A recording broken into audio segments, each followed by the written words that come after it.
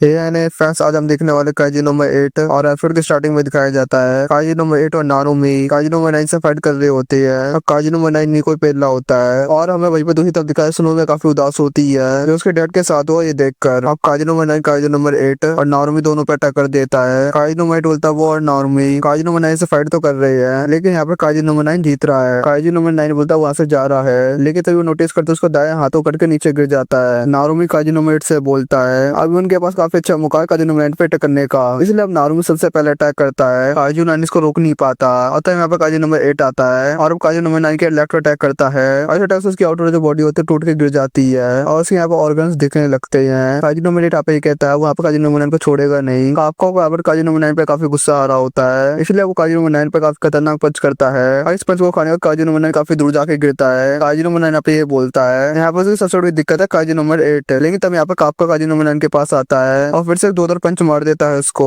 और इस पंच kaiju number 9 का एक और हाथ कट जाता है और अब काफका और नारुमी अब दोनों मिलकर काइजू नंबर 9 पर थोड़ा सा खतरनाक अटैक करने वाले होते हैं लेकिन यहाँ पर काइजू नंबर 9 बोलता है अब यहाँ से उसको जाने का समय हो चुका है और ये सब कहते हुए एक अटैक तैयार करने लगता है। इस वाले अटैक से यहाँ पे काफी बड़ा वाला धमाका होता है और इस टाइम में काइजू नंबर 9 की आधी बॉडी खत्म हो जाती है लेकिन यहाँ पे काइजू नंबर 9 सामने देखता है और इस अटैक से काइजू नंबर 8 और नारुमी दोनों शेषनाग बच जाते हैं और ये सब देखकर काइजू नंबर 9 अपना एक और क्लोन बुला लेता है। इसके कहते स्नोविया उस आदमी को अटैक कर देता है और ये कहता है काइजू नंबर 8 और नारुमी उन्हें जरूर बचाना तो जाएंगे क्योंकि वो लोग जरूरतमंदों की पहले मदद करते हैं। दूसरी तरफ हमें काफका स्नोविया को बचा लेता है और नारुमी इस बंदे को वही सबका मौका उठाकर काइजू नंबर 9 ऐसे भाग जाता है। अलग से यूनिवर्सिटी का दिखाया जाता है। इन सभी को पता चल जाता है कि हाल ही में हुए अटैक में डॉक्टर स्नो यहाँ पे मारे गए। अगला सीन हमें ऑफिसर्स का दिखाया जाता है जहाँ पर शोक मना रहे होते हैं लेकिन यहाँ पे काफका नोटिस करता है स्नोविया नहीं है। अगला सीन हमें डॉक्टर ऑफिस का दिखाया जाता है। नारुमी यहाँ पे आता है और स्नोविया यहाँ पे बता रही होती है वो यहाँ पर कुछ भी नहीं कर पाई क्योंकि यहाँ पर वो कमजोर है। वो ये भी कहती है सब उसकी गलती है क्योंकि इसकी वजह से काइजू नंबर 9 भाग गया इसलिए उसको ज्यादा स्ट्रॉन्ग बनना है क्योंकि उसको काइजू नंबर 9 को हराना है। और स्नोविया यहाँ पे ये भी बोलती है उस चीज के अंदर उसके डैड भी कहीं ना कहीं जिंदा है और वो अपने फादर को जब तक गुड बाय नहीं कहेगी जब तक वो काइजू नंबर 9 को हरा नहीं देती। नारुमी यहाँ पे स्नोविया से बोलता है उसको हमें सबसे ज्यादा स्ट्रॉन्ग बनाएगा लेकिन खुद से ज्यादा नहीं और वहाँ पे ये भी कहता है सबसे रिजल्ट चाहिए। यहाँ पर काफका भी होता है जो बाहर खड़े होकर इनकी बातें सुन रहा होता है। काफका यहाँ पर अपने हाथ को देखता है जब उसके हाथों चोट आई होती है लेकिन यहाँ पर अपने गिलप पहन लेता है यहाँ से चले जाता है। अगला सीन में 2 बंदों का दिखाया जाता है। ये बंदा से गंजे आदमी को कहता है डॉक्टर स्नोविया ने इनको एक सीक्रेट मिशन दिया था और डॉक्टर स्नोविया ने उनसे ये भी कहा था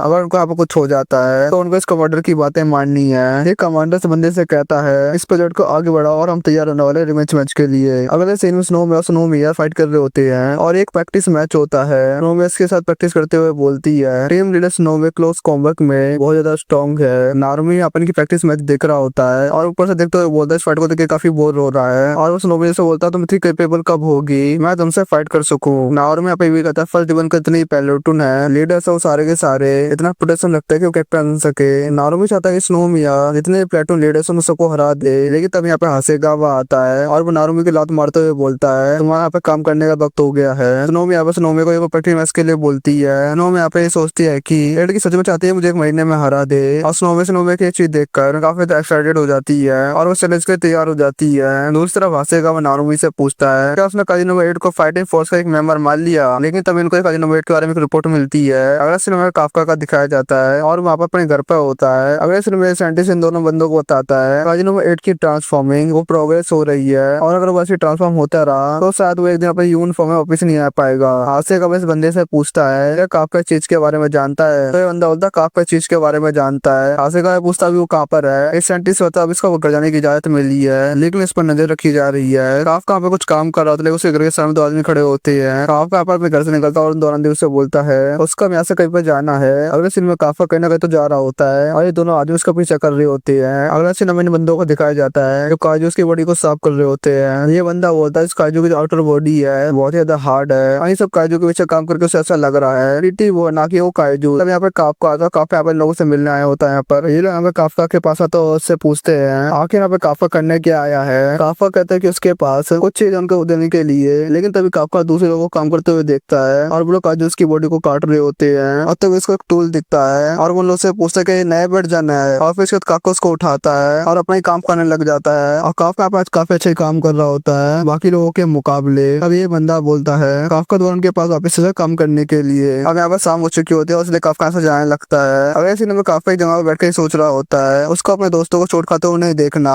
इसलिए उसको काइजू नंबर 9 को किसी बात में हराना होगा और तब यहाँ उसके बगल में नारुमी आके बैठ जाता है और तब यहाँ पे नारुमी काफका से कहता है वो उसको डिफेंस फोर्स में नहीं रख सकता, और काफका भी यहाँ पे जानता है वो यहाँ पर ऐसा क्यों कह रहा है, क्योंकि यहाँ पर अगर वो ऐसे ट्रांसफॉर्म होता रहा तो दिन ऐसा हो सकता है कि अपनी ह्यूमन फॉर्म में वापस ना पाए, और ये रीजन है वो काफका को ज्यादा फाइट करने नहीं दे सकता। लेकिन तभी नारुमी काफका के पास आके कहता है डिफेंस फोर्स को काफका की मदद चाहिए, उसको इस बात से बिल्कुल ही फर्क नहीं पड़ता, उसको इस बात से बिल्कुल ही फर्क नहीं पड़ता काफका हमेशा के लिए काजू बन के रह जाए, वो बस काजू नोमैन को खत्म करना चाहता है और वैसा करने के लिए कुछ भी कर सकता है, और वो ये भी जानता है काफका भी यही सब चाहता है। वो लोग वहीं पे यहाँ पर फाइट हुई थी, नारुमी कहता है काफका चीज के लिए मना नहीं कर सकता और किसी भी चांस पर नहीं, काफका कहता है डॉक्टर स्नोविया ने उसके यहाँ पे एक चांस दिया था और वो तैयार है फाइट करने के लिए। नारुमी कहता है तो ठीक है चलो मेरे साथ आओ। अगला सीन हमें हुसीना का दिखाया जाता है जो कि यहाँ पे एक लैब में आया होता है और वो कहता है अच्छा तुम यहाँ पे जाग गए, और इसी से एपिसोड यहाँ पे खत्म हो जाता है। और कैसा लगा आज का वीडियो कमेंट कर जरूर बताना, और अगर तुम्हें ऐसी और वीडियो देखनी है तो सब्सक्राइब जरूर कर देना, वीडियो को लाइक भी कर देना। मिलता है नेक्स्ट वीडियो में।